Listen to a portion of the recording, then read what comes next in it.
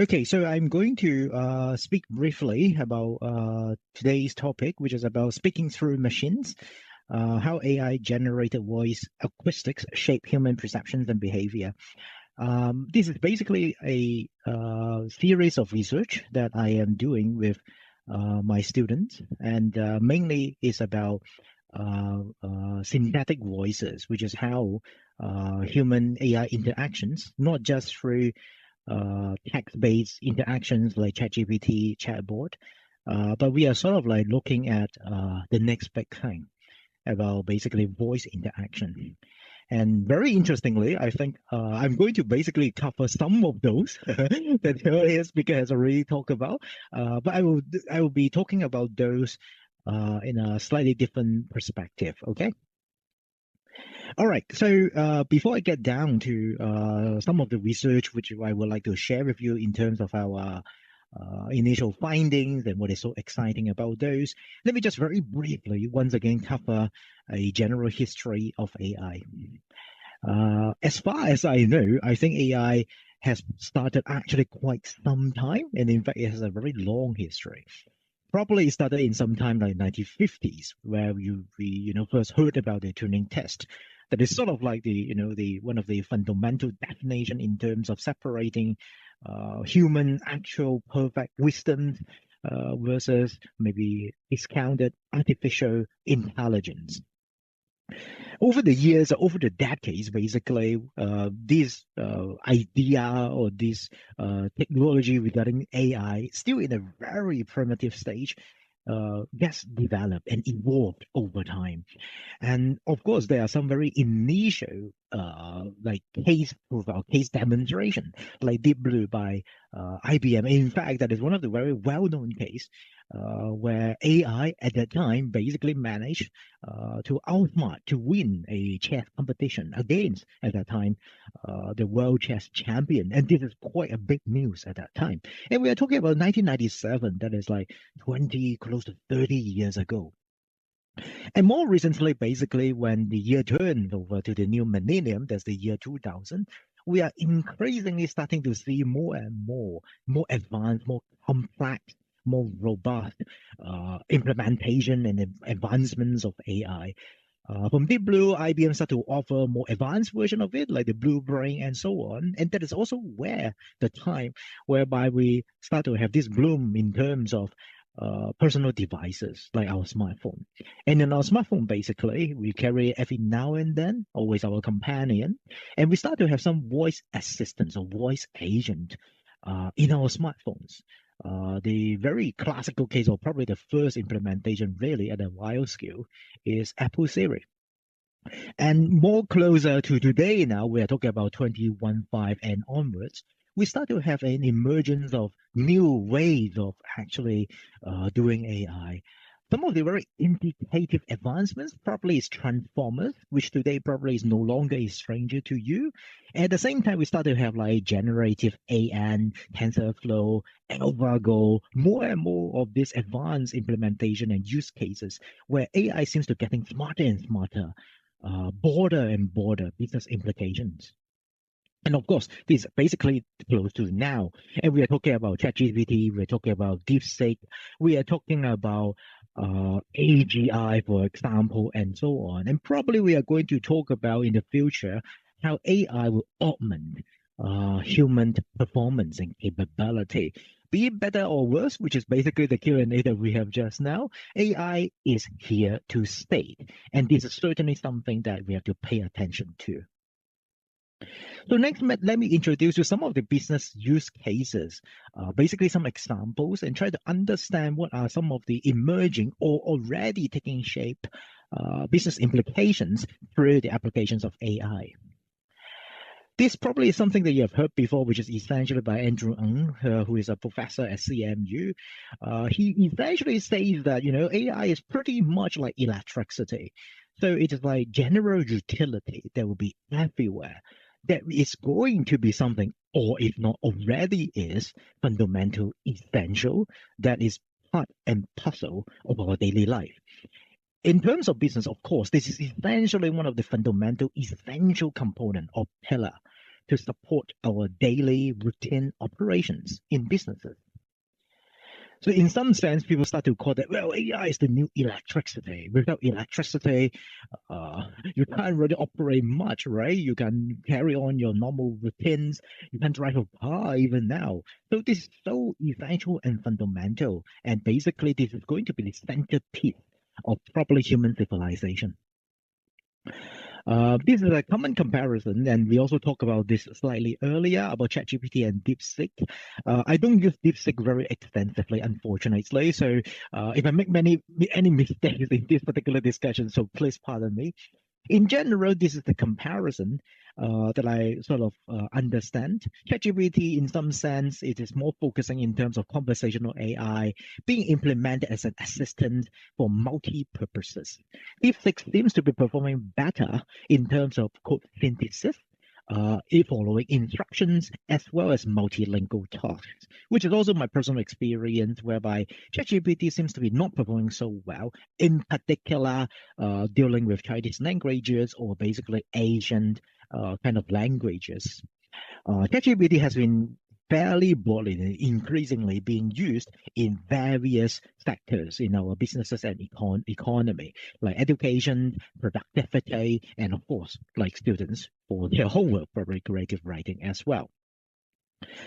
So how exactly can generative AI help, not just our daily lives, but also in terms of business operations or companies and organizations? By and large, we can sort of categorize the impact of Gen AI on us and on companies and businesses by focusing on these 5 big bubbles: speed, scale, creativity, cost efficiency, and decision support.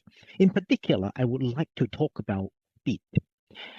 In some sense, there's increasing market tractions, or in other words, there's basically a substantial market attention and interest in using generative AI to basically speed up many tasks, and in particular, repetitive tasks, such as summarizing things, checking invoices, reporting stuff, and in some way, some kind of routine analysis. So these are very manpower intensive, and we can basically utilize Gen AI to sort of automate it. We outsource it to the machine, and hence we free up basically human capital. So there are a couple of very well-known examples already, such as about automated meeting summaries, as well as action items. That is very useful, in particular for online meetings that I think are getting very common. In fact, in our school, it has become a common practice whereby whenever we have online meetings at the school or even universities level on Microsoft Teams, we will have this AI assistants basically to help us to summarize the meeting minutes and email everyone about the meeting notes afterwards. And it is actually quite accurate and very, very helpful for us to follow up in terms of what is the next step and so on. There's also marketing content generation that actually helps us to craft, customize, and at times localize some kind of marketing content in a very large scale at the same time, very quick. And I do have a little example here, which is essentially about this company, which basically they have been using generative AI to save 10,000 man hours to a large extent to help them to basically write a lot of reports. And by now, basically, they are writing 1,700 reports per year. And effectively, their craven time of generating this new content has been speed up 50%. So in some sense, it's sort of like, substantially elevating, improving productivity for this company. And this is a huge competitive advantage because creating content is something that is oftentimes very time consuming, very human capital intensive. In fact, we need to crack our brains to do this kind of stuff. But with augmentation through AI, we immediately can reduce the amount of workload to reach this kind of professionally crafted marketing content, be it communication scripts, be it reports, be it social media posting. There are, of course, some other examples as well, but I would like to zoom into the sort of like the last bullet that I have on the screen now, which is about rapid code generation and documentation. And that is basically about programming. There are already a lot of talk about this, and in fact, crazy amount of investments are being pumped into this area. So what I'm sharing with you now on the screen is, in fact, one of the very recent research report published by Accenture. They are working basically with GitHub in terms of understanding the usage of generative AI for coding developers, basically. As you can see on the graphics on the right-hand side towards the bottom, you see two bars there, right? The one on the left, which is at the center of the screen, you can see that based on this particular research conducted by Accenture, what they have revealed is that by using generative AI, they can save 55% of time in development. That is a crazy amount because essentially the productivity has substantially increased. Programmers are now free up for more time and space to develop more or even write better codes, basically. So this is basically the power of using GitHub Copilot in developing programs and basically JavaScript. All right. So earlier I sort of touched on in terms of investment. So I'm going to talk a little bit about the market in North America once again. So we are looking at these big tech companies. As you can see on the screen now, those are all the company logos: Google, Apple, Meta, Amazon, Microsoft, and so on. So this particular news report by CNBC essentially summarizes how big a deal it is essentially in the market currently. These tech mega caps, based on this report, they are planning to spend $300 billion this year only to ensure that they're at the leading positions in this AI race. The competition is certainly intensifying, and as a result, they are pumping in huge amounts of money to ensure, if not to catch up, as the leading leaders in this market. And in particular, it's about AI coding assistance because it has shown very substantial promises. The trade-off, if you are following the news, it could actually be work replacement or some developers, they are losing their job. But what we are seeing, of course, is a fundamental transformation in terms of what programming is. And this is also covered in the previous talk, whereby we are more towards like describing things about writing prompts, using AI to help us for the heavy lifting task. And we are basically the one, as a programmer, to look at the script generated by AI, verify whether it works, and then improving it or further customizing it using human. Basically, all these studies show that AI tools are increasingly contributing to the amount of productivity, so that is the volume. But the trade-off that has already been starting to draw a lot of recognition, and it is reported in this Google AI research report, that although it is very fast, it seems to save up a lot of time, a lot of manpower, but it seems that we are starting to see some problem. The maintainability, okay, can be an issue. So maybe it's about the documentation. Maybe it's also because of the mistakes that are being repeated, or maybe human involvement is getting less. And as a result, it has become harder when we want to revise the subsequent version of the same code because human is losing touch with it, basically. So there are some unforeseen circumstances that are starting to take shape, and certainly, all these companies are paying attention to, and that's worthy for us to look into as well, be it in terms of practice or research. All right. So we also talk about prompt engineering, which is certainly a topic that we cannot avoid because by and large, we've been using text-based interaction, be it ChatGPT or DeepSeek to a large extent. So basically, it's about crafting effective inputs, that is what we call as prompts, to instruct the AI to behave in certain ways. And in particular, we want AI or ChatGPT to give us accurate, relevant responses, such that it is useful to us to help us in terms of productivity. There are several different considerations, and I've highlighted 3 here.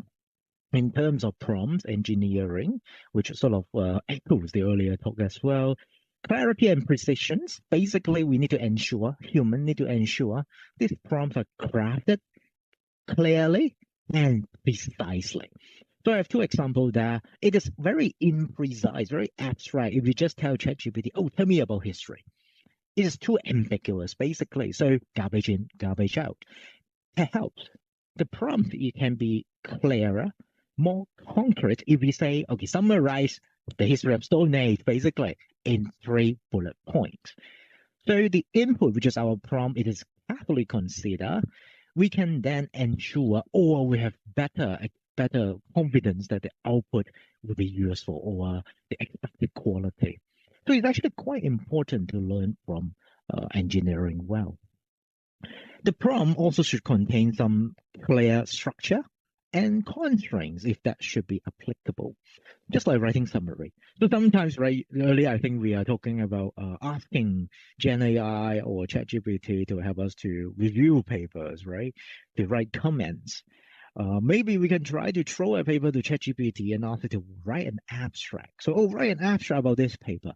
But this is rare. This doesn't tell ChatGPT about the structure of the abstract and how long the abstract it is supposed to be. So perhaps we can give it a little bit more details. Oh, write an abstract by emphasizing on the introductions, summarizing the findings within 200 words, for example. So these clear, concise instructions highlighting the structure as well as limitation or constraint, if it is relevant, are quite important. And finally, contextualization. A lot of my students, be it undergraduate students or master's students and PhD students as well, when they try to understand something or when they are in the lesson, somehow they are not very clear about certain concept. They may actually use ChatGPT in our classrooms to ask ChatGPT for further clarifications. And in fact, I encourage them to do so. So you can actually contextualize or customize the responses generated by this AI. For example, you can tell ChatGPT to explain certain concept to you and assuming that the audience is a small kid. So the explanation will be super simple, super easy to understand, and that can help us to learn if we use it correctly, of course. So basically, this is about generative AI, about prompt engineering, and this topic also has been talked about earlier. So I'm going to touch and go. Basically, it's about RAG, retrieval augmented generations. So essentially, it's a technique to basically combining retrieval and generations, and the objective is to ensure or increase accuracy, informativeness, and current recent up-to-date responses. In other words, basically is that when you have RAG, right, you are essentially not just considering a static model or a static data set, but at the same time, you are considering other current relevant information in generating the response to human.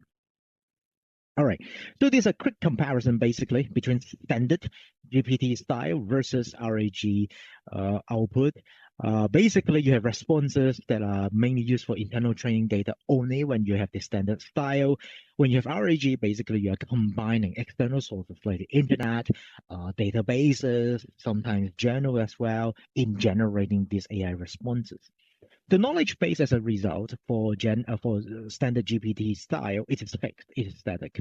Whereas RAG, it is dynamic because it basically it depends on the external sources, right, which is dynamic and changing. And response type, in terms of standard GPT style, it is largely learned patterns as well as probabilities, whereas RAG is basically based on the retrieved facts within learned pattern. So these are some of the fundamental differences, and it can be used in very different use case scenario. Standard GPT typically can be employed in internal within an organizations, like the HR system, which a lot of organizations already has it for onboarding of new employees. So it helps them to clarify, oh, what is my payroll standard? When is the payment cycle? How do I apply annual leave? And all these regulations and rules and so on are pretty well documented in companies, and they are fairly static. So it can be trained basically, right, using this approach. RAG, because it has its capability of extending its input to external sources, it can be more useful sometimes for us to do research or for students to learn about evolving topics, for example, like news, current issues, and so on. All right. So I have talked about very rapidly about generally what we know in particular about the Gen AI space, about chatbot, about GPT, about RAG, about prompt engineering. So the next bit is basically I'm paving the way to very quickly later show you some of the research that we have been working on. So that is the next big thing. Well, here what you have on the screen now are essentially some articles telling you about the future in terms of voice AI. It is increasingly drawing a lot of attention and interest from the industry, in fact, identifying that voice interaction between human and AI very likely will be the next big thing. And in fact, we are starting to see the traction picking up in the market. The voice AI probably is the next big thing, but you may be wondering, why so? Now, before we look at why so, this is a very easy slides. I apologize for that, but essentially these are all about voice agent market. So you can see that there are plentiful of solutions, there are plentiful of products involving voice agent now already in the market, and I've highlighted using the red color box slightly towards the left-hand side of the screen about training. There's something that I will be diving into and explain to you in greater details about how to use voice agent in particular to facilitate training and ultimately to hopefully help us to learn. As I mentioned to you earlier, the voice AI market is increasing, and it's expected that it is going to be quite a sizable share of the market. The benefits, which you may be wondering about voice AI, is that it helps accessibility. One of the key reasons is that typing things out basically requires more effort, and in some scenarios like driving, for example, or at times working as well, walking as well, right? It's actually quite hard for you to type. Talking will be much easier because it doesn't distract you from your main task, be it driving and walking, for example. So that increase substantially in terms of accessibility. It also doesn't require us to in English spell out the words or write the characters in Chinese. So long as you know how to say it, you can do the interaction. It can also facilitate better adaptive and personalized learning, which is essentially about personalized voice feedback. So voice feedback makes it more human in terms of the human AI interaction. No longer we are restricted, limited to that whole words or text in our interaction. Voice is very rich, right? Because you have that variations in your tone, you have like accent, right? You have like the volume, right? The different pitch, emphasis, and that basically carries a lot of additional information, and that sometimes to make you triggers you different psychology, different emotions, and if you use that correctly, it might actually help us to increase the efficiency of feedback. Overall, it can help to enhance basically engagement between human and AI. And because the conversation is natural, at the same time, it is a very rich form of interaction. In particular, in terms of learning, there are already many applications in terms of like learning languages. It makes sense because it's about something that you have to speak and it's a voice. So voice AI is a perfect match with learning languages. Virtual classroom as well. It is more towards like listening to whatever that has been said and summarizing it. We can also use that in the online platform, of course. Skill building, there's more towards like AI guided using voice of training. So like you are performing like car repairs, maintenance of an aircraft, which is highly complicated. Voice AI voice instruction can basically give engineer or mechanics prompts or instructions in terms of what they should look at and what they should do, the steps basically. And finally, it's about business training. So there's more towards like HR onboarding and so on that can basically replace the necessity to have human to be the one to narrate and guide this kind of training. So what is the big deal about voice? Well, voice, as I have been telling you, is something that's very special. And in fact, it is beautiful. Why is that beautiful? Well, voice is very different. It is very, very natural to us. In fact, it is central to human survival. There are some studies that basically reveal that, we are able to identify, right, our mother in particular, and at times father as well, when we are a little baby. We don't even understand the language, but it is the voice. It is the rich information that's being conveyed in voices that allowed us to interpret above and beyond the meaning of the words. Even through the tone, volume, and pitch, we can quite easily tell the emotions of the speaker. And that's why I believe that this is basically beautiful. And that is basically the paralinguistic cues, right? We can convey emotions. I can express my emphasis in certain things by varying my speech. It helps social bonding as a result, right? So strangers talk to each other compared to like family or couples talking to each other, mother and little kid talking to each other, totally different. It is that voice that fundamentally, or I should say, is a biological connections that help human connect. So as a result, it has a lot of psychological and identity anchoring. In particular, it's about our voice, right? You may already know that the way that you hear your own voice, which I hear my own voice, and the way that you hear my voice is totally different. The key reason is because I hear it through my body. You hear it through the projection that is going across the air, essentially. And for us, of course, it's through the internet. So we have this deep connection, fundamentally, subliminally, with anything that's about me, self, right? Your name, meanness, basically, right? My object, my ownership. And your voice is very special, pretty much like your photo.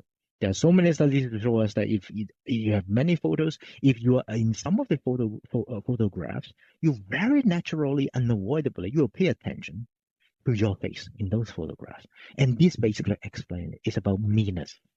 So likewise, our voice is deeply tied to our own self-concept. And as a result, it will trigger a lot of cognitive processing advantages because we actually give priority to ourselves. Unfortunately, we are quite selfish to some extent. So when we see things that's related to us, we give priority to try to understand and comprehend it. So what do we know? Well, basically, we do know that there are like different directions or two directions in terms of how AI will impact human performance.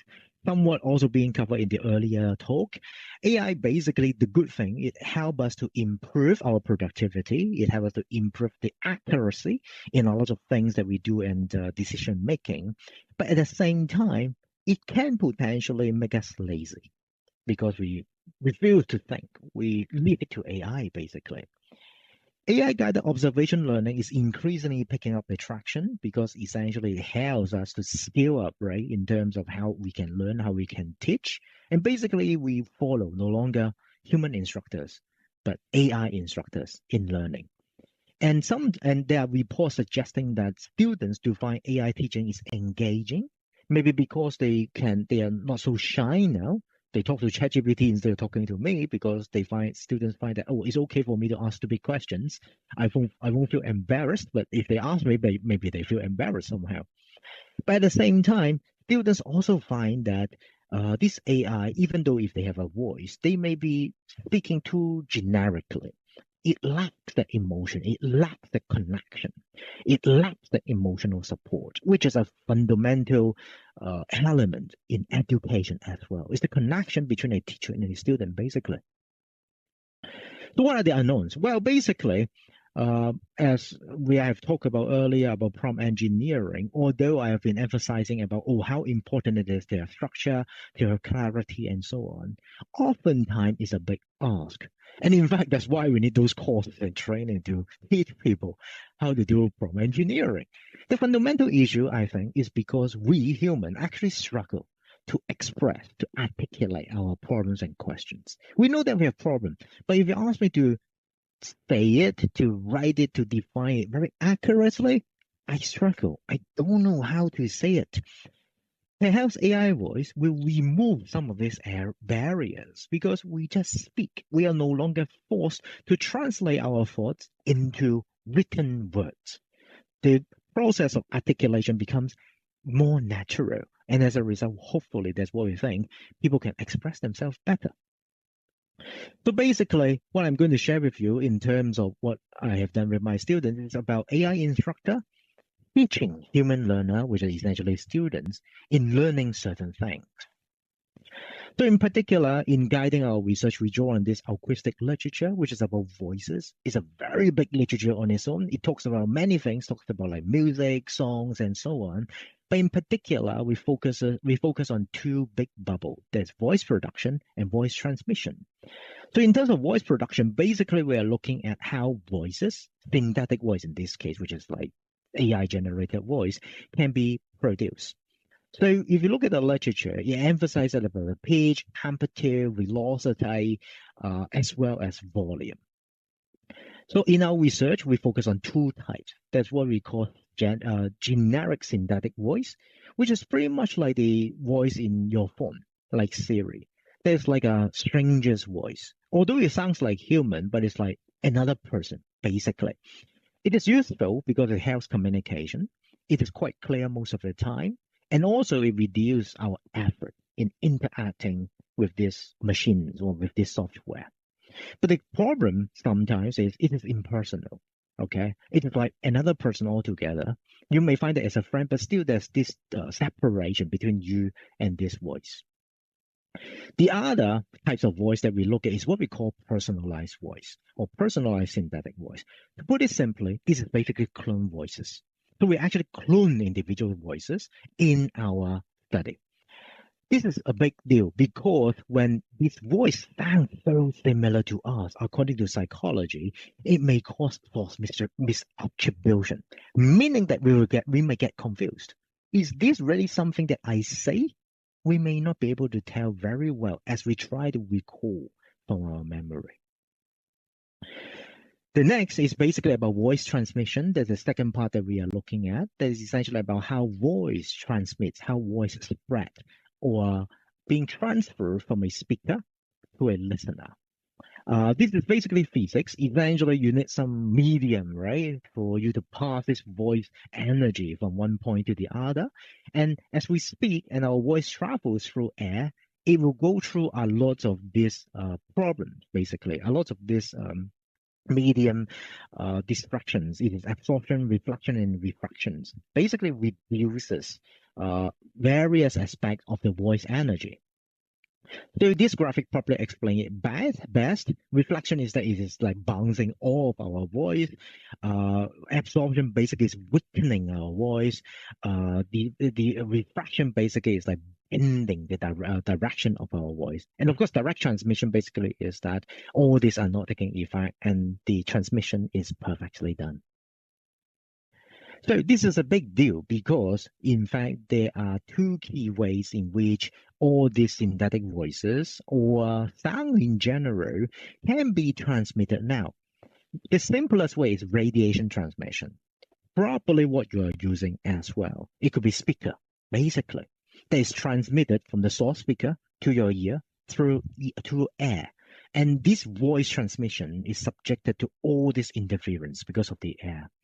But the cool thing about that is when this voice is transmitted through air, it actually helps us very easily, without any effort, to be able to pinpoint the directions of the voice source. And in fact, humans are very beautifully wired because our ear, it has physical separation. So if someone is talking to you on the right, you don't have to look at the person. You know this person is on your right. The whole idea is because of the latency between our ears in terms of receiving this voice. And our brain very rapidly do this calculation in terms of visualizing where this voice source is. And it also works for behind us. When the voice is coming from behind us, we can sort of guess where is it from. The other way to do voice transmission is conduction. And this is increasingly being a common market product about all those earbone conduction earphone, whereby it is essentially transmitting voice through vibration through this device. This is very cool because this vibration essentially mimic how we hear ourselves. So when the voice is transmitting through conduction, basically we are subjecting ourselves to this physical bodily experience whereby we may experience our voice.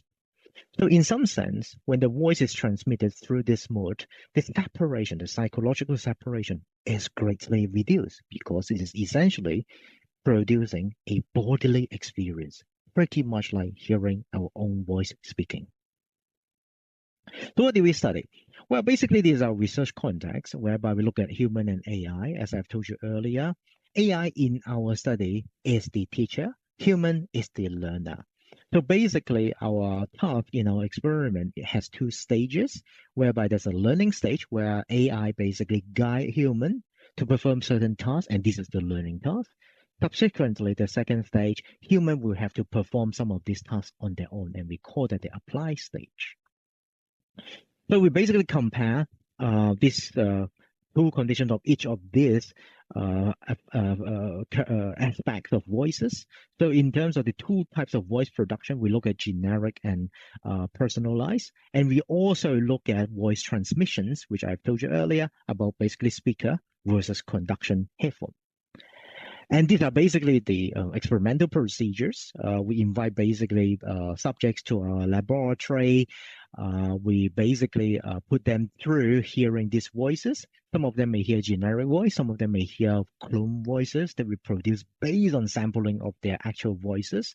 And they have to go through a task. And this task is quite interesting, because essentially it's about a game that is very popular among our student population, and that is Minecraft. It is quite a big deal because it's not a new game, but it is a game that they grew up with. And it's a game emphasizing on creativity. And it's basically one of the very most popular game, typically for the English-speaking audience. And this is basically the first version of the game that's launched in 2011. So essentially, really, our students grow up with this. So they are very familiar with controlling this game, about all the interactions that they can perform within the game. So what we did is we basically built a maze whereby they will have to solve the maze. And in the first phase of the learning phase, essentially, they will have an AI voice guiding them how to solve the maze. Essentially, like on the graphic on the right-hand side, they are essentially at the decision point, at the junction, whereby they have to decide which door they should use. So they can talk to the AI, and the AI will give them instructions. Oh, you should use the door on the right. Then they just go on. This is basically the learning phase. After they are done, they will redo the entire maze again. And in this case, they will not have AI guidance. So basically, we are trying to see how well they remember, okay, the solution to this maze. So this is basically the quick result discussions. What we have seen is that when they are using speakers, for example, personalized voice actually leads to better learning performance, which essentially means that they can reproduce the solution better, making less mistakes.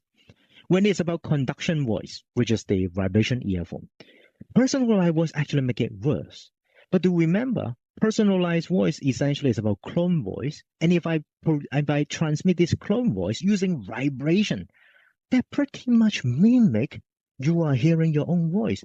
Surprisingly, that reduced psychological distance, mimicking you are talking to yourself, does not really help learning performance. In fact, it makes it very bad. So this is quite unexpected to us. So what do we do? Well, basically, we conduct an additional experiment following the first one to try to resolve this problem. We try to understand why. And we review the literature deeper, and we understand, there are actually two probably information acquisition strategy that can be impacted by different types of configuration of voices. They are implemental and analytical. Implemental typically is about actions. So people perform implemental information acquisition strategy when they are interested to act. I want to follow instructions to get this done ASAP, quick. I don't really care about anything else. I just want to get over with this. Analytical is different. People are more motivated or interested to understand things deeper, the principles, the logic, the idea. So it's not just about, oh, I carry the instructions as it is. No, I want to understand why I'm doing this. So analytical is more effortful, implemental is less effort, but reaction, implemental is faster, analytical obviously is slower. So we conducted a new experiment, basically, pretty much repeat the first experiment, manipulating voice production and voice transmissions. But we also look at people's general attitude towards AI. Because as we review the literature, we realize that this is quite an issue. Some people, they may be very pro, I like AI. As a result, whatever AI tell them, they follow.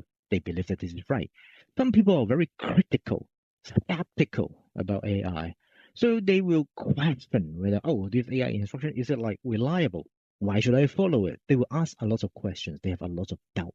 And that's the key reason why we consider positive and negative attitude towards AI as well. The general protocol is pretty much the same in terms of the experiment compared with the first one, but we need a new learning task because the first task, which is very cool, is about a maze. Our subject loves it, but it is quite limited in terms of what we can test and observe. It is really about just recall, right? Reproducing the maze solution. Maybe it's very low level of learning, but it is not like very advanced, meaningful learning that we would like to see. So we need a new learning task. The new learning task that we have constructed is a graph theory problem, which I'm going to show you up next. So this is basically the graph theory problem. Essentially, it's sort of like about network. And the idea is that we need subjects to color each of these lines, which are edges, connecting vertexes, which are the dots of this triangle, with different colors. The idea is that lines connecting to the same vertex shouldn't be in the same color. So very simple principle. So we teach them using AI in terms of the techniques to execute this. And we basically require subjects to also follow learning tasks. Basically, they will go through 3 of these graph coloring problems. Afterwards, they have a self-attempt task. They will re-perform these 3 learning task problems with 3 additional, which they have not seen before. So by having this design, we can test both. One, we can test recall, which is repeating the graph that they have already worked on during their learning phase. Second, they are confronted with new graph problems, more difficult, more complex. So if they learn well, they should be able to complete this pretty well. So we are now able to really test the application of the knowledge that they have learned from AI. So let me quickly go here. So basically, that is the outcome that we are looking at, what we call knowledge recall and application of knowledge. For each outcome, we also consider the time that they are spent and accuracy, because it's important in terms of human performance. Earlier, I talked about the information acquisition strategy. So we utilize eye tracking basically when our subjects are following the AI instructions or voice instructions in performing their task. Essentially, we want to see whether they are looking at what AI has instructed them to look at. The very simple logic is this. If they follow very closely, very good students, okay, that essentially means that they are performing implemental information acquisition. It is very action-based. I follow, I act, no questions, no deviation. When it's analytical, essentially it's about people start to deviate away from the AI instructions. Maybe they are trying to make sense. Why are you telling me to look at this part of the graph? Why are you trying to tell me to color this part of the graph? So they are essentially trying to orient themselves to a larger picture. So the eye tracking basically will have more variation. So this is the result, as you can see. The graph are quite mirror image basically in terms of the direction of the red line and the blue line. On top, what you can see basically is recall efficiency and recall effectiveness. You can see that the conduction transmission line, which is vibration earphone, is all going up with personalized voice. Whereas this same line, red color at the bottom, which is application of knowledge, is worse. So what we basically see is that this trade-off essentially that the configuration of AI voices that facilitate recall, memorizing things, is not good in actual learning, which is the bottom graph. And it's always opposite. Okay, we also try to uncover, right, what happened, right, in terms of the information acquisition strategy. So basically, what we have seen is that people switch route effectively when they are predominantly using implemental information acquisition, which is they are very good students. They are following the AI voice in terms of what they look at. They are, in fact, mostly doing recall later. They perform very well. But when they are using analytical information acquisition, that means they are more exploratory, they look around more, spend more effort, they do better in terms of knowledge application. So there's actual learning. So this is quite some findings because effectively we now uncover the beauty of voice impact the way that we acquire information, which is how we look at things, and ultimately our performance. Earlier, I mentioned about the positive and negative attitude towards AI. So this is not very surprising, really, but this basically reinforces our finding that when it's positive, people basically do listen to AI instructions more. When they have a generally negative attitude towards AI, they become more critical as a result. All right. So implications.